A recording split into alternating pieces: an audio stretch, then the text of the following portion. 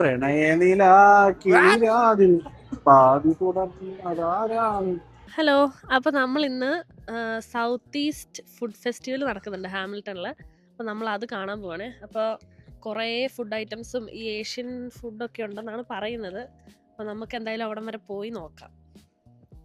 അപ്പോൾ നമ്മുടെ വീടിൻ്റെ അടുത്തുനിന്ന് ഒത്തിരി ദൂരം അല്ലാത്തൊരു സ്ഥലത്താണ് ഇത് നടക്കുന്നത്. ഒരു ഈവൻറ്റ് സെൻറ്റർ ഉണ്ട്, അവിടെയാണ് നടക്കുന്നത്. അപ്പോൾ നമ്മൾ വിചാരിച്ചു വെറുതെ പാർക്കിംഗ് ഒന്നും കണ്ടുപിടിക്കാൻ ബുദ്ധിമുട്ടി സമയം കളയേണ്ട, നമുക്ക് നടന്നു പോകാമെന്ന് വിചാരിച്ച് നമ്മളിങ്ങനെ നടന്നു പോവാണ്.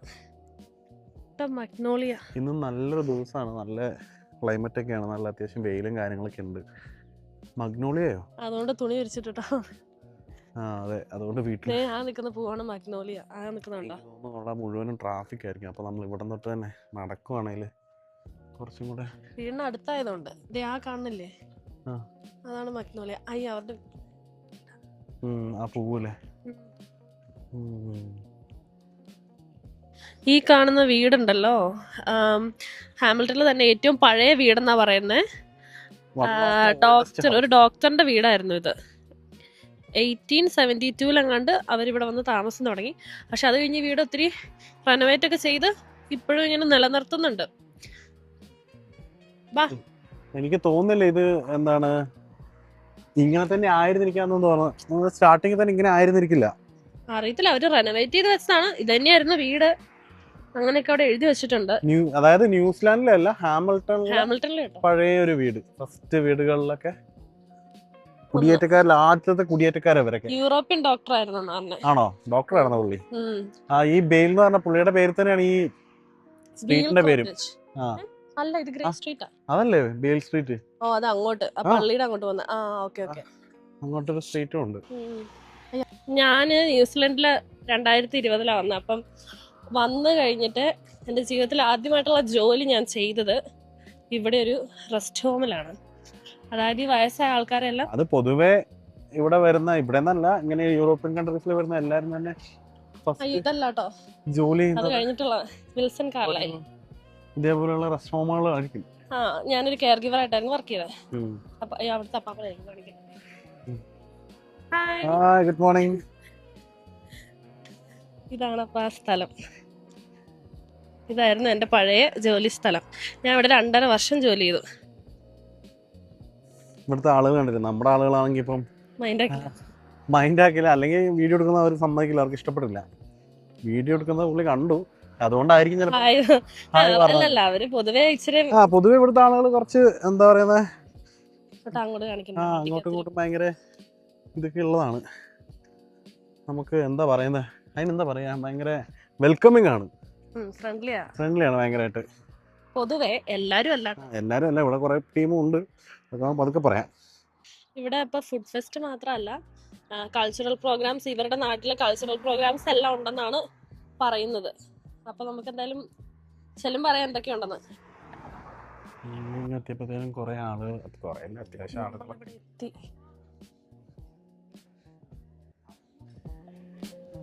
ഇങ്ങോട്ട് വന്നപ്പോൾ പുകയെ കാണുന്നതാണ്, നല്ല മണം വരുന്നുണ്ട്, നല്ല കഴിക്കുന്നുണ്ട്.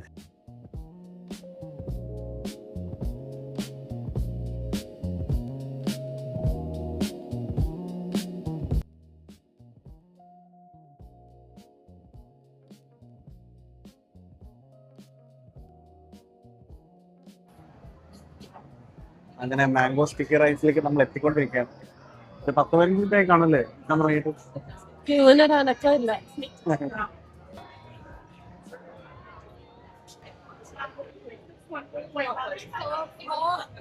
Sorry? Yeah. Thank you.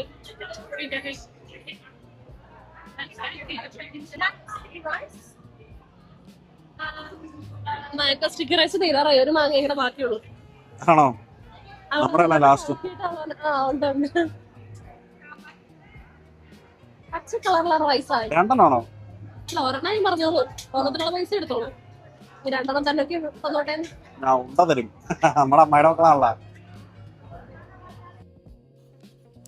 ഇപ്പൊ പുള്ളിക്കാരെ നമുക്ക് വേണ്ടിയുള്ള സ്റ്റിക്കി റൈസ് അവിടെ ഉണ്ടായിക്കൊണ്ടിരിക്കുകയാണ്.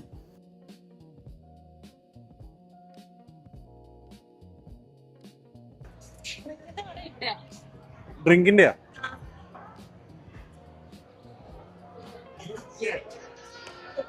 എന്തും ഡ്രിങ്ക് മേടിക്കാനാ? കൊറേ ആയി കഴിയുമ്പോ കൺഫ്യൂഷൻ ആണല്ലോ. കൺഫ്യൂഷൻ ആയല്ലോ.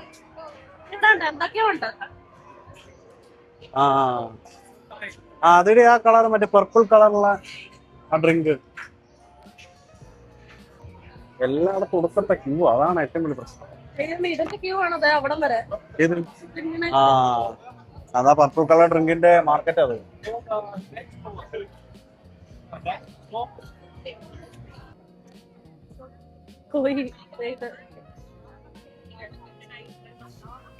ഇവനാണ് ഇവിടെ മുഴുവനും തീയിട്ട് കത്തിച്ചവൻ. ഇവൻ്റെ കടയിൽ നിന്നാണ് ഈ പുക മുഴുവൻ വരുന്നത്. ഇന്നലെങ്ങാണ്ട് ഈ മറ്റേ ഈ ബൂംബാങ്ങിൻ്റെ വീഡിയോ കണ്ടുള്ളൂ. അതിനകത്ത് ഈ മറ്റേ ലച്ചോൺ എന്ന് പറഞ്ഞിട്ട് സാധനം പുള്ളി ഉണ്ടാക്കുന്നത് ഈ ഫിലിപ്പീൻസിൻ്റെ ഫേമസ് ഫുഡാണെന്നൊക്കെ പറഞ്ഞ് പുള്ളി ഉണ്ടാക്കുന്നത് ഞാൻ ഇന്നലെ കണ്ടതേ ഉള്ളൂ. അപ്പോൾ അതാണ്ട് ഇന്ന് ഇവിടെ ഇരിക്കുന്നത്.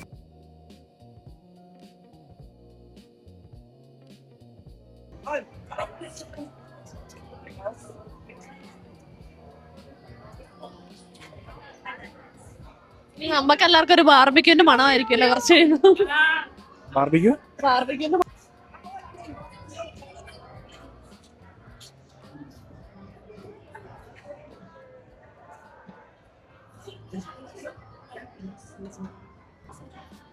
അപ്പൊ കാണിക്കാൻ മറന്നുപോയി, ഇതാണ് നമ്മൾ മേടിച്ച മാംഗോ സ്റ്റിക്കി റൈസ്. മാങ്ങയും ഒരു റൈസും പച്ച കളറിലുള്ള റൈസും പിന്നെ ഇതിനകത്തൊരു എന്താ കോക്കനട്ട് മിൽക്കോ അങ്ങനെ എന്തോ ഒരു സാധനമാണ്. അപ്പൊ നമ്മൾ ഈ അതിന്റെ മേളിൽ ഒഴിച്ചിട്ട് ഇങ്ങനെ കഴിക്കണം. പർപ്പിൾ കളറുള്ളത് ഉബേ എന്ന് പറഞ്ഞിട്ടുള്ളൊരു സാധനമാണ്.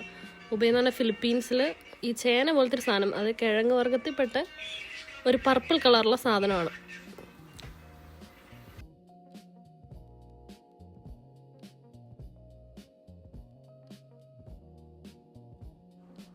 എനിക്കിത് കുടിച്ചു നോക്കി കഴിഞ്ഞപ്പോൾ രണ്ടും ഒരേ ടേസ്റ്റാണ് തോന്നിയത്. ഈ ബ്ലൂ കളറുള്ളതും മറ്റേ ഗ്രീൻ കളറുള്ള രണ്ടും സെയിം ടേസ്റ്റ് തന്നെയായിരുന്നു.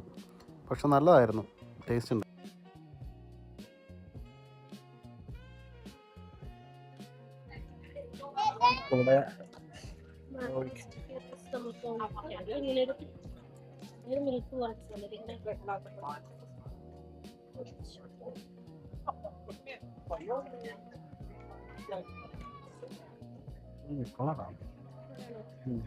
ഒരു പച്ച കളർ റൈസ്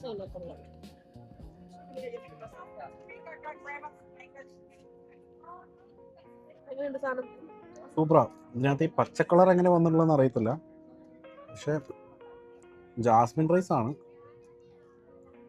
മാംഗോ ആണെന്ന് തോന്നുന്നു. ഈ ബ്ലൂ കളർ അല്ല പർപ്പിൾ കളർ ഫ്ലേവറിന്റെ പേര്.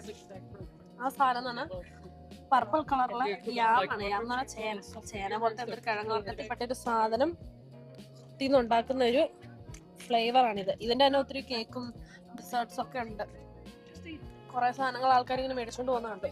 അപ്പൊ നമ്മൾ മേടിച്ച അതിന്റെ ഫ്ലേവറിലുള്ള ഒരു ഡ്രിങ്ക് ആണ്. ഇതിപ്പോ രണ്ടും ഒരുപോലെ ഉണ്ട്. ടേസ്റ്റ് സിമിലർ ആണ്, കളർ മാത്രം വ്യത്യാസമുള്ള. പക്ഷെ ഇതെന്താ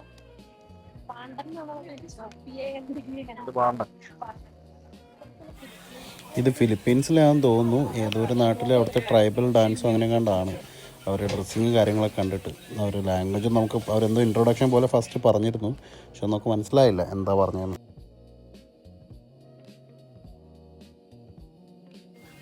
ഈ പരിപാടികളൊക്കെ കാണാനായിട്ട് ഒരുപാട് പേരുണ്ടായിരുന്നു കേട്ടോ. കുറച്ച് പേരൊന്നുമല്ല, നമ്മൾ മാത്രമൊന്നും അല്ലായിരുന്നു, ഒരുപാട് പേരുണ്ടായിരുന്നു.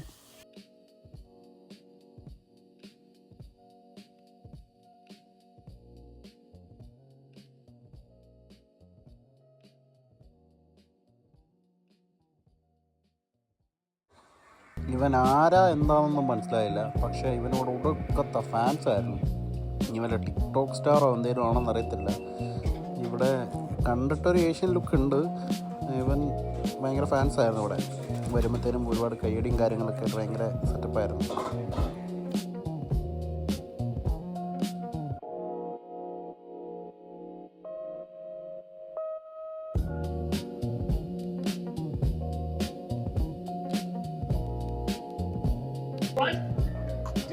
ഇത് ഇന്തോനേഷ്യക്കാരെന്തോ ഒരു പ്രോഗ്രാം വേണ്ട. ഇന്തോനേഷ്യ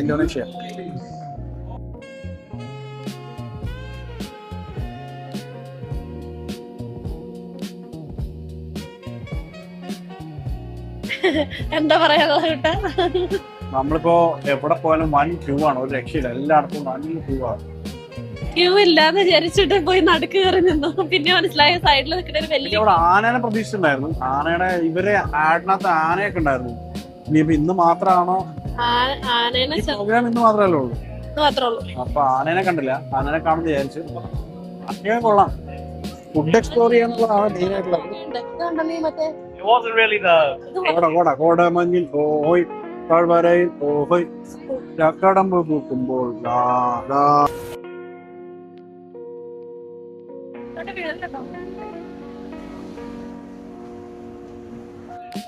കളറില്ല.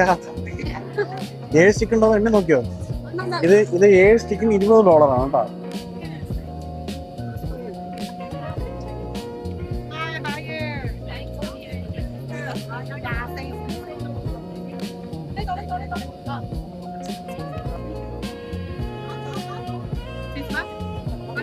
അവിടുന്നൊക്കെ ഫുഡ് മേടിച്ച ആളുകൾ ഇവിടെ ഇങ്ങനെ ഇരുന്ന് കഴിക്കണം ഫുള്ളായിട്ട്. ഏരിയ ഫുള്ള് കാറുകളും ആളുകളും. പക്ഷേ കഴിച്ചോ, സ്റ്റിക്ക് എടുത്ത് കഴിച്ചോ, എങ്ങനെയുണ്ട് നോക്കും. എന്തായാലും കളർ നന്നായിട്ട് ആടിയിട്ടുണ്ടെന്ന് മനസ്സിലാവും. അപ്പോൾ ഇന്നത്തെ വീഡിയോ ഇത്രയേ ഉള്ളൂ. ഇങ്ങനെ ഞങ്ങൾ തിരിച്ച് വീട്ടിലോട്ട് ഇങ്ങനെ നടന്നു പോയിക്കൊണ്ടിരിക്കുകയാണ്. മൈക്ക് ചെറിയ ഇഷ്യൂ വന്നതുകൊണ്ട് ഞാനിത് വോയിസ് ഓവറായിട്ടാണ് ചെയ്യുന്നത്. അതുകൊണ്ട് എന്താണ് വിഷ്വലും സൗണ്ടും തമ്മിൽ വ്യത്യാസം ഉണ്ടാവും. മൈക്ക് കണക്റ്റ് ആയില്ല ആ സമയത്ത്, അതുകൊണ്ട് നമുക്ക് വോയിസ് ഒന്നും കിട്ടിയില്ല. അപ്പം ഞങ്ങൾ രണ്ടുപേരും അങ്ങനെ, ഞങ്ങൾക്കിന്ന് വൈകുന്നേരം പള്ളിയിലും കൂടെ പോകാനുണ്ടായിരുന്നു. അപ്പോൾ പെട്ടെന്ന് അവിടുന്ന് പതുക്കെ ഞങ്ങൾ യാത്രയായി. Bye bye.